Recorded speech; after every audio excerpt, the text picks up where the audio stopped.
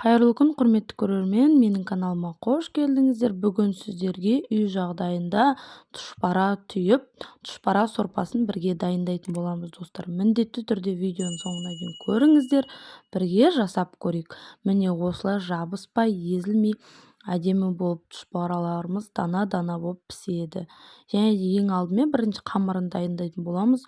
Ол үшін біздің ұнымызға, керекті мөлшерде ұнымызға жұмыртқаны және де суға тұзымызды араластырып құйып жақсылап илейтін боламыз. Видеоның астына мөлшерін жазып қоятын боламын. Сол жерден көріп жасай бересіздер. Видеоның астына описаниеде жазылып тұрады, достар. Ал енді міне қамырымыз иленді және де қолға жабыспайтын осындай әдемі күлше иленді. Енді осыны салафанымызға салып қойып қоямыз. Енді пельменнің ішіне салатын салмасын дайындайтын боламыз. Фаршымызға пиязымызды турап салатын боламыз. Жақсылап осылай пиязымызды кубиктап немесе ұзынша жұқалап турап аласыздар. Және де керекті мөлшерде тұзымызды, қара бұрышымызды салып жақсылап араластырып аламыз. Өте дәмді, керемет болып пісті. Сіздер де үйде жасап көріңіздер пельменді.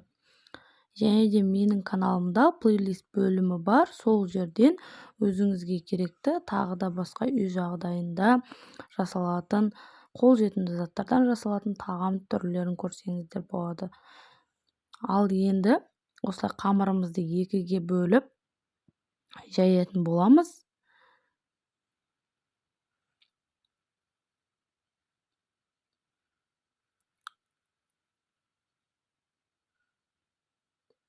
Және де видео рецепті ұнаса, поделиться батырмасын басып, достарыңызбен бөлісіңіздер. Лайк басып қойыңыздар, достар. Каналға тіркелмеген болсаңыздар, тіркеліп қоңыраушаны басып қойыңыздар. Видеолар шығып отқанда менің каналыма алғашқылардың бірі болып көресіздер.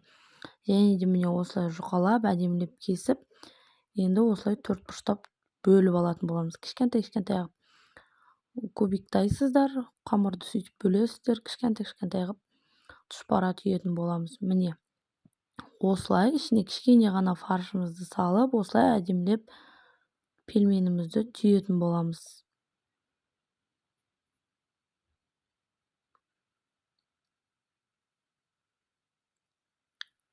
Және де пельменді түйіп болған соң суын дайындайтын боламыз. Сол уақытта пельменнің бетін жаппай осылай кептіріп қоясыздар. Араларын ашып, және де енді қызып тұрған табамызға кішкене май құйып, осылай сәбізімізді, пиязымызды, перецті, үйде бар заттарды осылай әдемілеп көкөністерді қуырып алатын боламыз. Егер сіздер сорпа емес әшейін пельменнің өзін сүзіп жейтін болсаңыздар, онда су қайнатып, ішіне пельменді бір 15 минуттай, 10 минуттай қайнатып, сүзіп жей берсеңіздер болады. Үйде домашний пельмен негізі тез піседі, 5-10 минутта піседі, жайлап шетінен қарап отырып көресіздер. Ал енді қайнап тұрған ыстық суымызды құйып, картошка ұнататын болсаңыздар, картошка салсаңыздар болады. Біздің үйдегілер картоп жақсы көреді. Сол себепті картошка салып, тағы да 20 минуттай қайнатып аламын.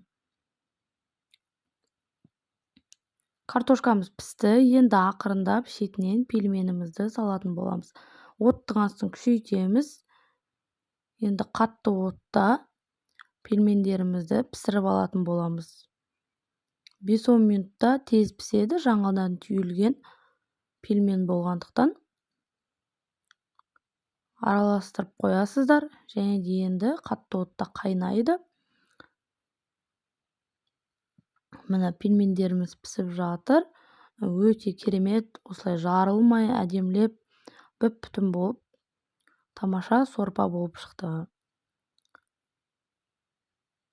Міндетті түрде жасап көріңіздер. Осы рецепті бойынша жасасаңыздар, бір жасағаннан пельмендеріңіз осылай әдемі болып піседі. Баршаңызға ас болсын. Видео рецепті ұнаса, каналыма тіркеліп, лайк басып, комментарийге өз пікірлеріңізді қалдырыңыздар, достар. Поделиться батырмасын басып, WhatsApp желісінде жақындарыңызбен бөлісіңіздер.